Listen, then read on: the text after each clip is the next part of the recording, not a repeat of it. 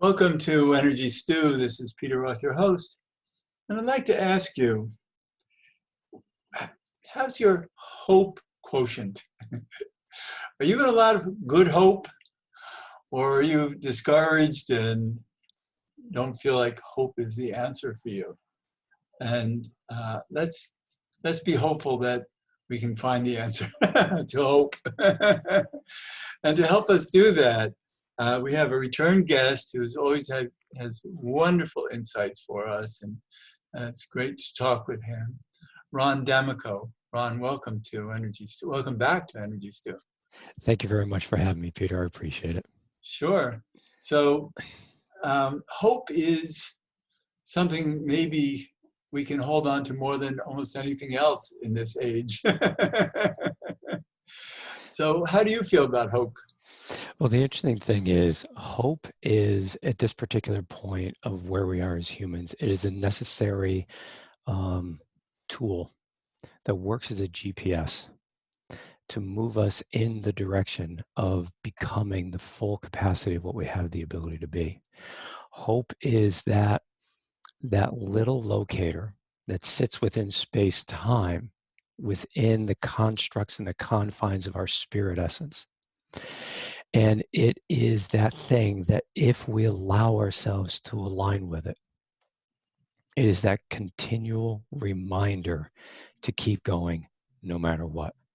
It's that thing where no matter how bad it gets, you can feel that you can get through it, no matter how painful it is, no matter how much loss there is, no matter how hopeless we perceive. That inner mechanism of innate knowing that we can bring forth ourselves a life and a world that we would love to, if we can get everybody to come together with a synchronistic focal point. We create a global symphony, which ultimately would be phenomenal. Could you imagine a global symphony?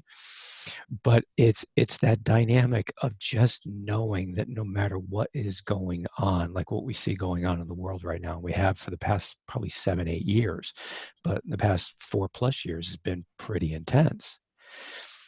It's that thing where, yes, this is horrible. This is the reality of what's here.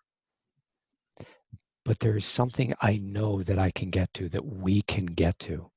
And I'm going to continue to live every moment that I can to the best of my ability to amplify that hope. So It's interesting. Yeah. yeah, I've had many times in my life where people have told me about whatever situation I'm in, that it's hopeless, and it's like, you're not going to win. You're not going to beat this.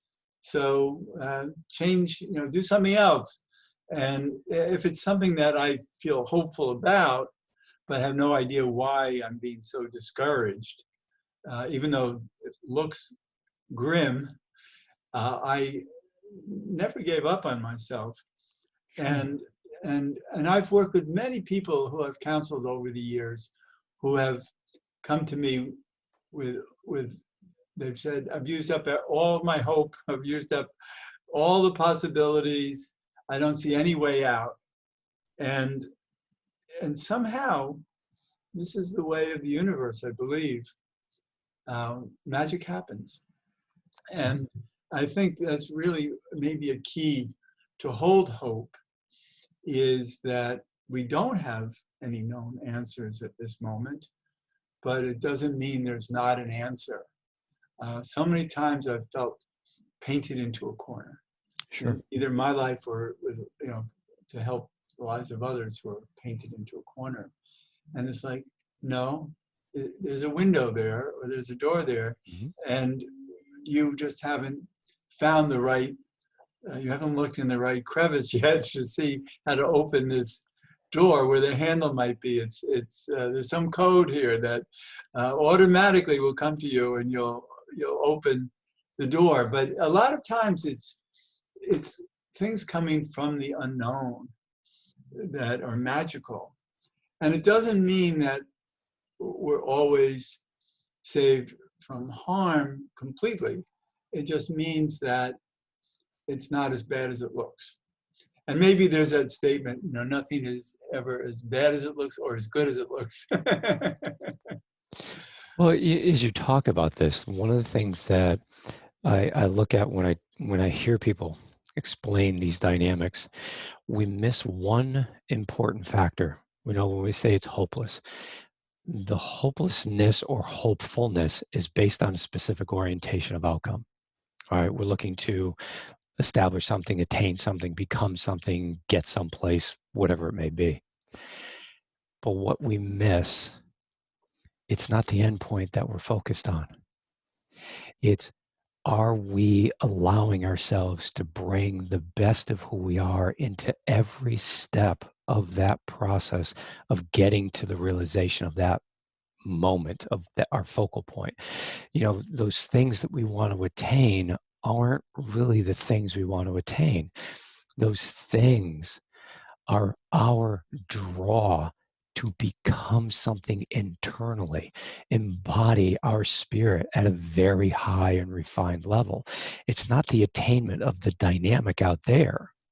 It's the process of how do we continue to bring forth more of who we are, clean up the imbalances, release the pain, the limitations, the suffrage that we carry, you know, the closed-minded viewpoints. How do we go through that process of taking that journey to that end point, if you will? And all that end point is a certain degree or level of embodiment. Well, it's really, I don't know that it's an end point in itself, but for instance, I'm thinking of a previous marriage that I was in Hmm. many years ago. It ended 45 years ago. That's a long time. Been with my current wife for 40 years, but that marriage didn't give me the love that I needed, Correct. and so I had to end it. I could hope that it would, but I didn't see the opportunity in it, and and so I I made a bold step to end the marriage, feeling terrible about it, and maybe for a couple of years afterwards, I felt really a failure and loss, and will I ever have the love that I want? But I never gave up the desire for it, Hmm. and then it was 4.5 years later that I met my current wife, and it was a day where I I gave up trying to find a new life Hmm. partner, and I said, I don't feel, nothing seems to be working, so I'm just going to say to the universe that I'm okay anyway, and I think I'll go out for a run.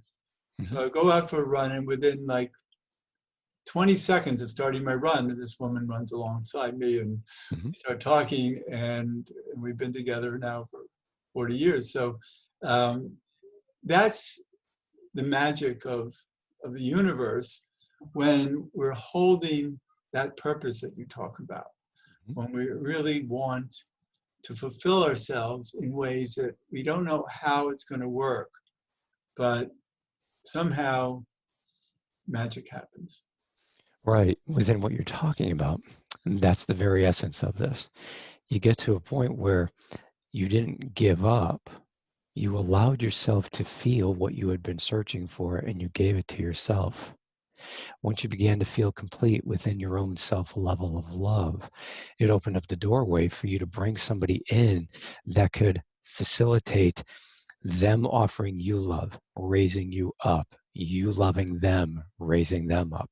It's that process of, we're always looking for it out here, but all we're looking for is a playmate that is willing to be complementary to what we wish to experience and become and Right. what we wish to You're, share. you're saying that beautifully. I like what you're saying. You know, but that's the essence of what we're playing with. And Right. that's the dynamic of hope, you know, Yeah. because hope knows what we can become. And it's not an end point or a finite dynamic. It's the process of becoming an ever expansive, ever evolving being. That's what we're moving towards. But That's the essence of becoming. but I notice in people who I find have the least hope, who are really pessimistic and really living in, let's call it self-terror, Hmm. are people who don't hold themselves in wholeness, Right. who don't love themselves enough to allow the oneness of the universe to help them be whole. Exactly.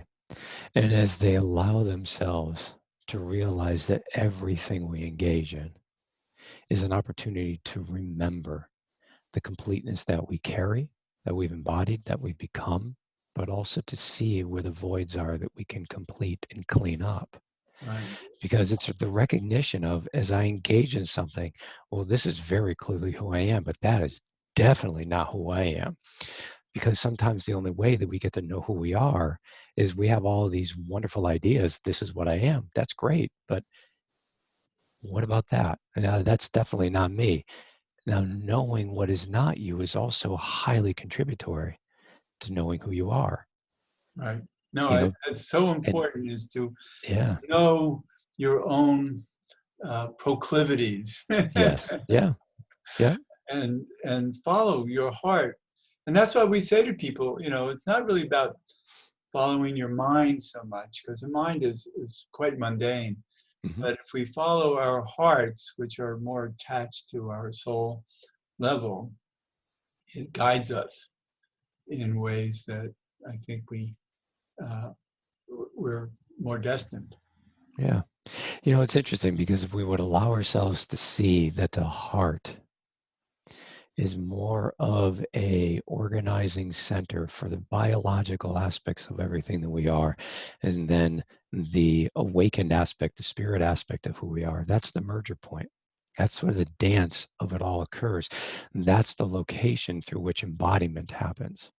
It's where the physiology welcomes in and honors the guidance and the action of our spirit self to animate our physiological existence. That's smart. So in other words, the mundane is the reality that we get to choose from, Right, but it doesn't clearly show us the choice to make.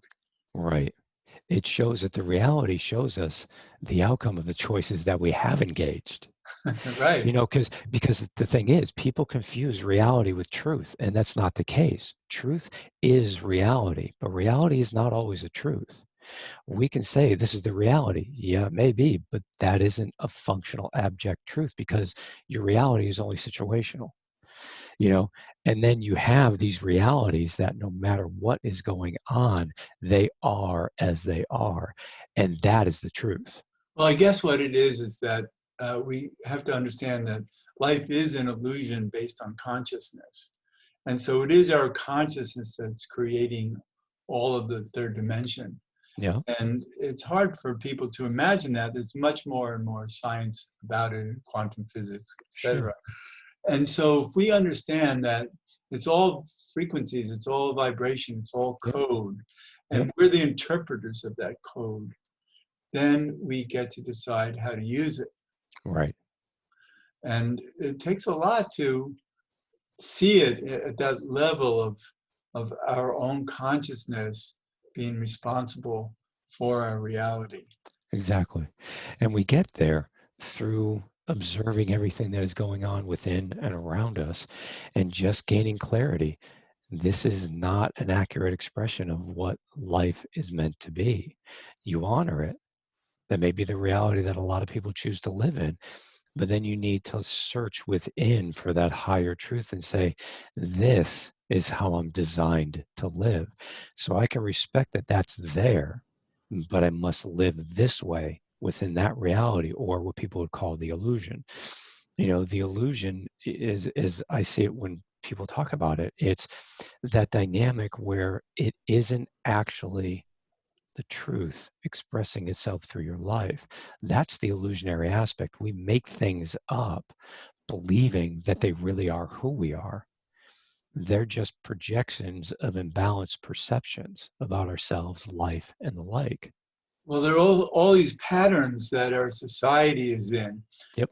that um, have brought us to where we are. Yes. And it looks foreboding right now. Yep. There's a lot of question mark about where we're headed Yes. and what it means. And yet there's also a lot of talk about transformation, even ascension, Yep. that our consciousness and our frequencies are rising. And we don't see that. If anything, it looks like it's more toxic around us than ever. Yeah. And the world is moving into that position of transformation. Whether we believe it or not, no matter what we're seeing, if we can understand that the reason this is presenting itself as it is, and we're seeing an exponential increase in all of this dysfunction, all of these distorted ways of looking at the world, the extreme of the worst, the most imbalanced. If we can allow ourselves to recognize that these things occur as part of a purging process, Right. as more and more of us truly choose to align, not out of avoidance, but because there is no other way of engaging life, but to be the fullness of who you are. Even if you don't fully know what that is, you can feel it. You don't know what to do with it, but you're going to walk that direction no matter what. As more and more of us come together to hold that clarifying point of our becoming, of what people would call awakening, whatever they wish to call it. So, We call it ascension. so we better find our direction through what we bump into. And that's part of what we do. And then what we also need to do, it's like you were looking, and I'm glad that you said what you said, you were looking for love, someone to love you as you would like to be loved. I added that piece. Well, why are we not saying the same thing? I wish to surround myself with people, and I wish to come together energetically and amplify the best of what I wish to be and the best of what they wish to be. And if we were to come together with a coalescive intent, it amplifies the movement in that direction. No differently than the insanity that we're seeing right now. It's like the worst of our pain is being placated and triggered. So it just keeps ramping up because it's been dormant, stifled, and it has been controlled for so long. Well, there are two ways to look at this, where we're at right now. One is this social distancing, the separation, the lockdowns, Mm-hmm. the isolation. There's so many terrible things that are happening that people say are only going to make us less social, um, more detached, that society won't be able to find itself once this is over because we're used to detachment. And yet, my feeling is the other way around, that we have such a great desire for society, for social connectedness, Mm-hmm. that we can't see at this point what it looks like when we're free again, when actually there's no fear hovering over us about this virus and the need Mm-hmm. to be afraid. Then uh, it's like winter becoming summer.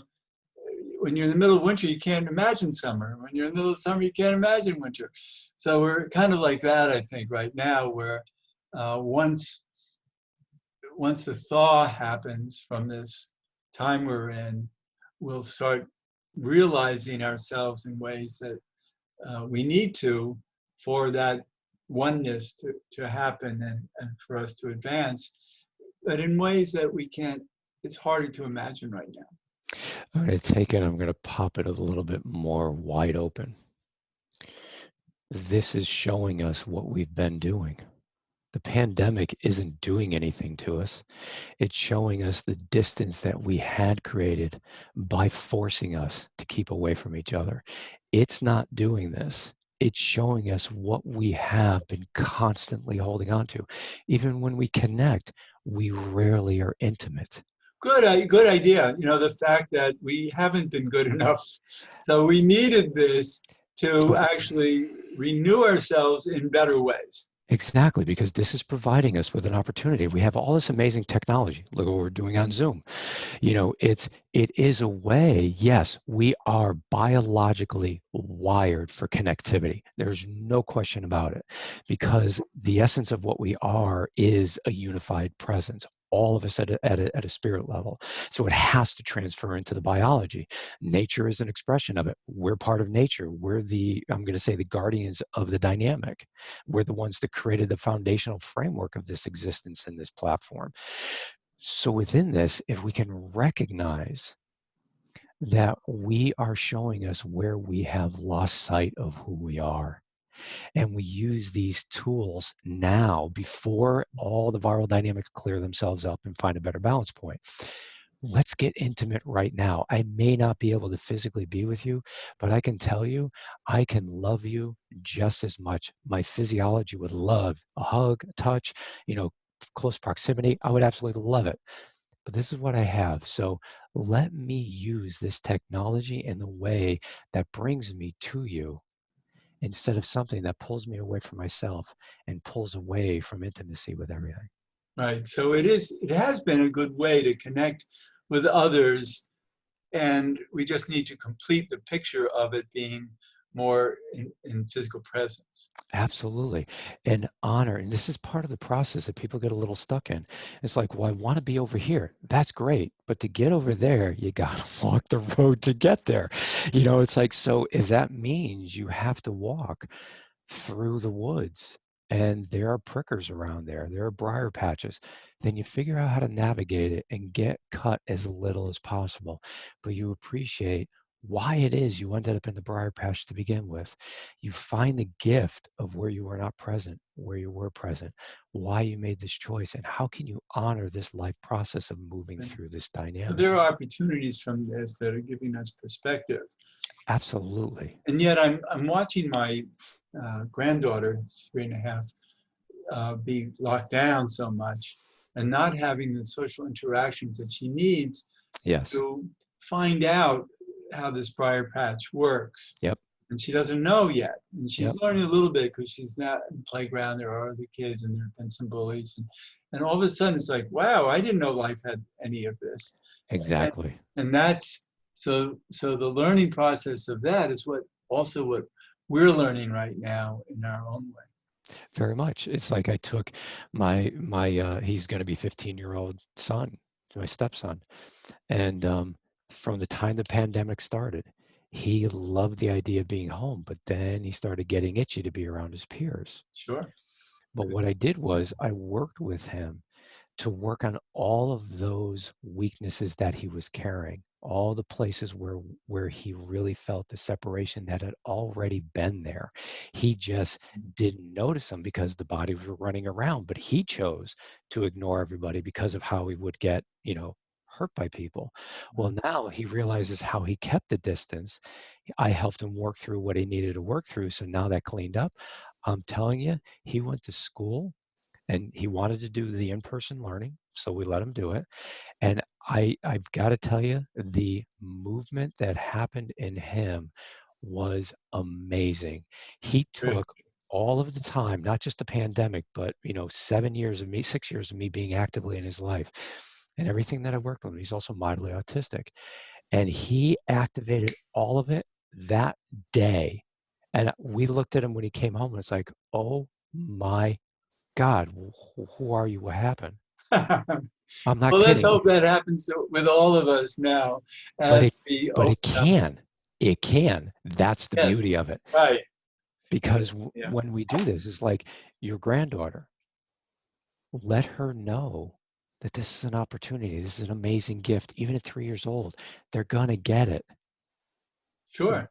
They are going to get it. And when they realize that it's okay, and it's okay for them to feel the way they feel, but they can find it within, the family unit, and they know that it never leaves them, then when they go back into it, they cherish it more. They don't have the larger awareness of the meaning of any of this. They're just Exactly. in it and doing the best they can, Yeah, but they're here for the future, and I believe we are gonna have a great future because absolutely. we're going to figure out so much because of this.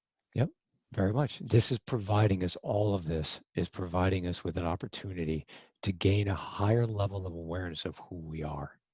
We get to see, it's like I said earlier, we get to see who we are by what we are not. And this is giving us an opportunity to reflect on where we really have made some very poor choices. Well, yes, You know? we have a lot to be embarrassed about as to where we brought the world to at this point. Yeah, a- And it's time for the younger people to to be our future and to use these experiences now to know better. And it also provides us with the opportunity to become what we never were, to hold and support that container of evolution so these children can move into it with more ease. Right. Because if we sit here and go, oh my God, what did I do? Who am I really? And as we step into becoming, then we may not be able to directly correct what we have done, but by aligning with who we are and supporting those that remember more clearly who they are, the younger generations, we create a framework of energetic dynamics that will facilitate a more rapid transformation into a harmonious way of being, as opposed to the discordant way that we're playing with right now. Right. So it's fascinating. It's absolutely fascinating. So this is great. We're coming to the end of the show. Yeah. It's been so wonderful talking about this with you, and I'm excited for the audience to hear this recording because I think it's something that we can all chew on for quite a while. Very much. So, Ron Damico, where can you be reached? You can reach me at my website, which is www.rondamico.com. That's the easiest way Nico. to get me. Yep. Yeah, I don't always pronounce No worries. names perfectly. Most everybody is all over the place. Don't sweat it. Yeah. So, Thank you very much, Peter. I really appreciate it. thank you, Ron. And this is Peter Roth, your host of Energy Stew at prn.fm. I can be reached at peter@heartriver, HEART river.org. I'd love to hear from you, and thanks so much for listening.